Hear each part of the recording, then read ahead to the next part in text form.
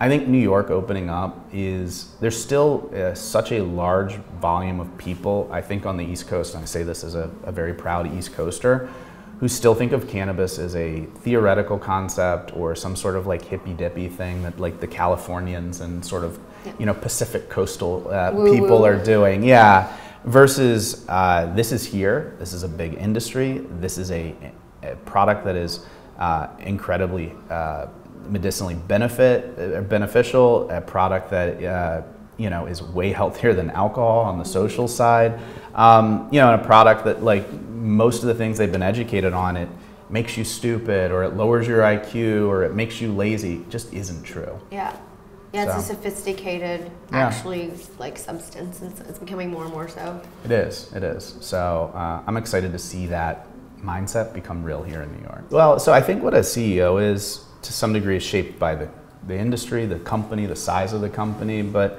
look, I think at the end of the day, a good CEO's job as you get more senior is to, I think, setting the pace in terms of expectations of growth and of excellence and quality and all that, I think. And frankly, to some degree, look, one person can embody culture or values, but I think supporting the culture and values that the company has.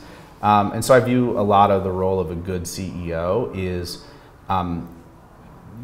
being there to make sure that people can do their jobs, that they can do their jobs as well as possible, and then I think to set the tone on direction, vision, idea, where should we be going, what's the North Star, and then helping to make sure that everyone's rowing in that direction. That's the best analogy I can give, and it's part of why I spend so much time talking to businesses in the field, is because I'm trying to make sure that that vision and that direction is as informed as possible. And then separately, I think any good CEO has to be relentlessly process and sort of continuous improvement focused, and so working with teams of how can we do better? How can we improve? So I think it's, I think a lot of times the CEOs really should be focusing on fundamentals, and that's what a lot of the best ones do. Well, and in your case, because some, CEOs are like hands-on and hands-off to varying degrees, like a good CEO too would know almost every single thing about the actual business. Like, yeah, I think, I have a saying I like to say, I think good CEOs or good leaders should have micro-awareness, but they shouldn't micromanage. And then what I mean is, I think it's important for good leaders to have a pretty good sense of what people down through the org, and the more senior you get, potentially the depth of that knowledge might lighten a bit, but to have a pretty good sense of what everyone does, what teams are doing, what their priorities are, and roughly how things work. Like, I think, and so I think that's really where the micro-awareness part of it comes in, is making sure that you're apprised of what's going on, because how can you set high-level strategy unless you understand what everyone's doing, what the vision is for everything. And so that's really how I've come about it. I think there are some CEOs or leaders who take a very high-level approach, and they delegate everything through lieutenants and are kind of there to sort of maybe be a sounding board on things. I think that is really critical, but I do think that that really makes sense with very large companies. I think the smaller the company, the more that micro-awareness thing is really critical. I've been trying to stay really abreast, talking to, a bunch of the legacy folks who have been operating here, and then some of the folks who are not legacy, but are not like incumbent, like sort of that hemp farmer and folks like that, who have been trying to sort of figure out how they're gonna have a path forward. So I'm really excited for this state. So you're in the middle, like you have like a personal accounts of people. Yeah, I always, whenever a new market's, just generally I like to go visit stores, I like to talk to people, and especially when like a new market's opening, especially one like this, I think it's pretty important to talk to as many people as possible and see what's happening, because every state that opens is different. And I think it's interesting because here there's such a big but organized legacy market that it reminds me a lot in a really exciting way of like early California, where there's like a lot of people coming up who are really excited. They're in process to get their license. They're talking about branding, or they have like a cool product and they really, proud of what they're making. And it's a lot of, it's a lot of like energy that kind of brings me back earlier to my time in Weedmaps, when there were a lot of new states opening up and they were bringing in a lot of these legacy operators. So how many states have you sort of seen open and been participating in? Oh man, I feel like this is aging me. Man, so we've got about 37 states. Well, it's probably 38 now with Rhode Island, but let's say 37 states legal. I've probably witnessed, man, I'd say 30 of them probably, 30, Wow. a little over 30 of them. Amazing. I've been involved with and done advocacy and lobbying or early foundational meetings with folks. I mean, yeah, a lot of those. I was in Florida before it opened up, meeting with folks. I was in Michigan well before it kind of made the switch. Well, when they were getting the more formal medical regime up, going from the caregiver model and then talking to rec. So I've seen it in a bunch of different places. Now the big question here is obviously like, is it going to end up like California? All this talk about equity, and then at the end of the day, I think it'll end up better than California. I think California still, you have like 70% of cities and counties don't allow cannabis retail. So right off the bat, about 55% of cities in New York allow cannabis retail, and many times consumption lounges. And I think that we're seeing that number go up because a number of them opted out, so they didn't lose the right to opt out. But I think we're going to see more. And so I could see by the time licenses are issuing, us being a well over 60% of cities or towns in New York being open. The towns are generally much closer together. They can do delivery into other towns. And so I think you have that. You have the fact that they're making sure that the social equity licenses get up and running first. We've never seen that before. And I think that's really critical when you have such a big legacy market, that you're making sure that you're letting the sort of, I think to some degree, true incumbents kind of come in and get an opportunity.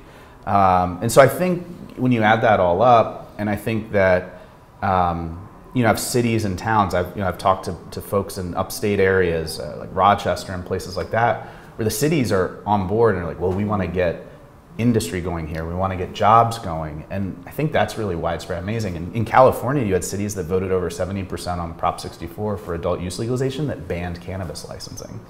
So, yeah, I think it's amazing. During the NBA game, the New York State actually ran an ad promoting, that cannabis cannabis is sort of good and it's overdue. And I can't ever remember a time where they've run, where a state government like that has run an ad saying, this is what we're doing, this is the right thing, we're doing the right thing moving forward. Right, like reverse propaganda. Yeah, it is. I don't, not to sound over dramatic, but it kind of not choked me up, but it like paused me for a second when I saw that ad, because I just thought, I don't know, I'm just so used to having to swim up current or have to explain like why having cannabis legalized is not a bad thing. No, it's actually a good thing. That to see that, I don't know, it gave me the feels a little bit. Like New World Order. Yeah. The idea when products run out is a really fascinating thing, because for really high value products, a store can carry them, the really rare things, and they can kind of like doorbusters. You'll have a line down the block and everyone's there. And I think that's new for East Coast states where you haven't seen, we don't have that yet. Yeah, we don't have that yet. And so you'll have something where it's like, this Saturday we've got, these growers with this great product, and they're gonna be there, it's gonna go fast, and you can meet them and shake their hand, and there's a line down the block. Yeah.